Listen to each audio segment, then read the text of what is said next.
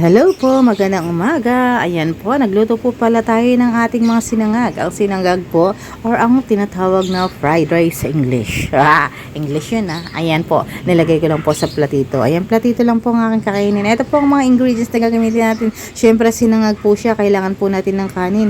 Yung kanin na hindi po totoong meron lang po siyang pagka-brown rice. Ayan, nilagyan rin po natin ng carrots, ang zucchini, siyempre po ang sibuyas na hiniwa, siyempre po ang cabbage, pwede din po ang ating sausage, ang ating spam, ang leek po, at ang mga sauces na ginagamit natin, o ang mga toyo. Kung may toyo po kayo. Ayan po, habang po ako nagdadaldal dito, ayan, ginawa ko na po ang aking kawali kanina. Pinainit ko na po siya. Kailangan painitin po ang kawali. Huwag naman po painitin ang ulo ng iyong nanay. Baka po lahat kayo ay mapalay sa bahay. Ayan. Habang pinainit ko po ang aking kawali, nilagyan ko na po ng konting mantika. Konting mantika lang pong ilagay nyo. Huwag damihan kasi baka ma-high blood. Ayan po, nilagay ko na po ang aking hiniwang mga sibuyas. Ang sibuyas na ito ay napakahirap. Ito'y madamdamin. Pag hinihiwa mo po siya, ay grabe po ang iyong pagluha. Napaano pa po si Chismakers yun napatula pa po sa sibuyas na yan. Grabe po talagang ang paghimagsik ni sibuyas, ang alamat ng sibuyas. Siyempre, abang ako nagdadaldal dyan, nilagay ko na po ang ating mga sausages, ang spam, kung ano pong meron kayo dyan. Pwede rin hotdog, pwede kung ano mga karne, pwede rin. Basta hiwa-hiwain niya maliliit Make sure, para po bakit po hinihiwa? Para po maluto siyang maigi. Ayan, aking sinasang ko siya habang kumukulo-kulo po siya. O tawag-tawag dyan ay, nagpamantika na po ang tawag niyan. Ayan, kailangan po magiging brown siya. Kailangan lutuin natin siyang maigi para masarap po ang ating sinangag. Siyempre yan, pagkatapos niya, nilagay ko na po, nilublog ko na po ang aking mga carrots, ang ating mga vegetable kanina. Hindi ko na isisayin kasi ina-explain ko na kanina. Huwag na tayong paulit-ulit pa. So, ayan, aking inisinasan ko siya, hinahalo-halo para manuot lahat ng mga lasa. I-combine mo yan, kinukombine ko po yan lahat para po lahat na yan ay may spread in the wings, nga sabi nga. Ayan po ang itsura niya. Ayan, kailangan po natin isang kutsa. Ilutuin nga natin maigi. Hindi natin alam kung ano mga nakakapaloob dyan. Nilagyan ko na po pala ng asin dyan. Konting asin lang po ang ilagay nyo para hindi po maging maalat.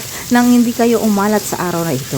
Kailangan po talaga natin ng may pag-alat ng konti. Huwag lang po natin lalagyan kung ano-ano Lagyan lang po natin ng asin. Asin is healthy naman po. Balance po ang ating katawan. Ayan. Ayan po ang itsura niya. So, ihanda na po natin. Ilalagay na po natin. Ilulublog na po natin ang kanin. Ang kanin na akala mo itotong. Hindi po yan totong. Hindi po yan inangit. Yan po ay nakahalong brown rice. Inglesera at salera. May pagka-brown rice. Hindi po, napakamura lang po ng brown rice na yan. Try nyo rin po kumain ng brown rice. Lagyan po ng kanin nyo ng brown rice. Kasi healthy daw po ito, guys. Maging healthy po tayo sa 2025. At nilagyan po natin ng leek. Yan leek na yan ay mabango at masarap po talaga siya, guys. Ayan, nilagay na rin po natin ang sticky ang sticky soy sauce, ang oyster sauce pala. Diyos ko, ang sticky niya, grabe. Nilagay din po natin ang ating toyo. Mamaya sisimutin ko yan kasi hindi papakita sa camera kasi napakahirap. Kasi walang tayo magsasayang ngayon kasi napaka mahal na mga bilihin ngayon. So, kailangan simutin ang lahat. Kaya later on, masisimot ka. Diyan ka lang muna. So, ayan, habang ako'y nagdadadakdak, syempre, samahan na rin natin ng paghalo-halo nito para tayo ay habang dumadakdak, nakakaluto na rin tayo para mga chismosa. Habang tayo nakipagchismisan, syempre may higop-higop tayong mga kape. So, ayan, gawin natin. So, nakalimutan ko pa sa aking kakadaldal. Nakalimutan ko po na may itlog pala pa ito, guys. Ayan, ang aking paborito. Huwag kakakalimutan.